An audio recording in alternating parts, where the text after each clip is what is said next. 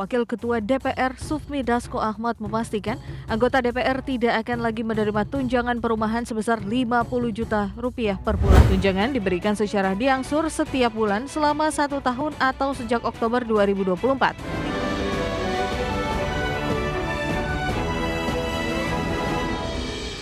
Wakil Ketua DPR Sufmi Dasko Ahmad memastikan anggota DPR tidak akan lagi menerima tunjangan perumahan sebesar 50 juta per bulan setelah Oktober 2025. Dasko menilai polemik yang terjadi di masyarakat dikarenakan informasi yang disampaikan kurang lengkap dan kurang detail. Di tengah polemik gaji dan fasilitas tunjangan yang diterima anggota DPR RI, Wakil Ketua DPR Sufmi Dasko Ahmad memastikan anggota DPR tidak akan lagi menerima tunjangan perumahan sebesar 50 juta rupiah per bulan setelah Oktober 2025. Menurut Dasko, uang tunjangan tersebut semula diberikan karena anggota DPR RI periode 2024-2029 tak lagi mendapat rumah dinas. Kala itu DPR tak bisa memberikan langsung tunjangan untuk menggantikan rumah dinas yang ditiadakan. Tunjangan diberikan secara diangsur setiap bulan selama 1 tahun atau sejak Oktober 2024 hingga Oktober 2025. Uang tunjangan rumah sebesar 50 juta rupiah per bulan selama 1 tahun tersebut dipakai untuk mengontrak rumah selama 5 tahun atau selama periode 2024-2029. Anggota DPR itu mendapatkan tunjangan perumahan setiap bulannya 50 juta dari bulan Oktober 2024 sampai dengan bulan Oktober 2025, yang mana uang tersebut akan dipakai untuk kontrak rumah selama masa jabatan anggota DPR 5 tahun, yaitu selama 2024 dan sampai dengan 2029. Jadi setelah Oktober 2025, setelah bulan Oktober 2025, anggota DPR itu tidak akan mendapatkan tunjangan kontrak rumah lagi. Dasko menilai polemik yang terjadi di masyarakat dikarenakan informasi yang disampaikan kurang lengkap dan kurang detail. Jakarta, Tim Liputan IDX Channel. Pemirsa, peneliti Forum Indonesia untuk Transparansi Anggaran atau FITRA, Bernard Alfitro, menyebut setiap anggota DPR bisa menerima sekitar 2,8 miliar rupiah per tahun dari tunjangan dan gaji serta alokasi anggaran lain. Berdasarkan daftar isian pelaksanaan anggaran tahun 2025, alokasi gaji dan tunjangan anggota DPR RI mencapai angka fantastis, yakni lebih dari 1,6 triliun rupiah untuk 580 anggota. Menurut Bernard, gaji dan tunjangan stabil anggota DPR di atas 1 triliun rupiah dalam 3 tahun terakhir justru menjadi beban fiskal rakyat. Apalagi di saat pemerintah tengah melakukan efisiensi besar-besaran terhadap anggaran, anggota DPR malah memperoleh tunjangan perumahan sebesar 50 juta rupiah per bulan per orang. Kondisi tersebut menunjukkan anggota DPR tidak memiliki empati terhadap kondisi anggaran negara yang tengah tertekan serta kondisi ekonomi masyarakat. Sedangkan di tahun 2025 itu dia naiknya drastis menjadi 1,6 triliun.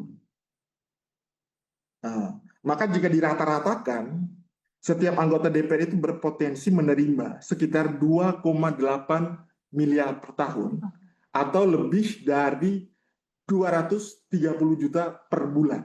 Nah, ini ironis karena saat anggaran publik itu dipangkas, kena efisiensi, DPR itu kok kita lihat, Fitra melihat bahwa DPR ini kok semacam kehilangan sense of crisis-nya.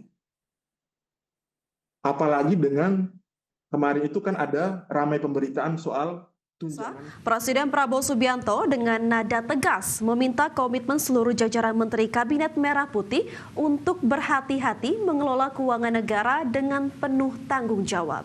Presiden menegaskan setiap rupiah uang rakyat yang berasal dari pajak dan pendapatan negara harus dijaga dan dikembalikan dalam bentuk program yang nyata untuk masyarakat. Presiden juga menegaskan bahwa transparansi dan akuntabilitas adalah prinsip utama dalam penggunaan anggaran negara. Untuk itu setiap upaya jajaran pemerintahan harus memastikan bahwa dana yang terkumpul tidak disalahgunakan, melainkan benar-benar dialokasikan untuk kepentingan seluruh masyarakat Indonesia. Selain itu, alokasi dana akan difokuskan untuk sektor-sektor kunci seperti pendidikan dan kesehatan yang bertujuan meningkatkan kualitas sumber daya manusia Indonesia. Kita harus berupaya dengan langkah-langkah yang tidak bisa langkah normatif mengejar pembangunan Indonesia, mengejar kesejahteraan Indonesia. Tidak bisa business as usual, tidak bisa. We have to work harder. We have to do our best, saudara.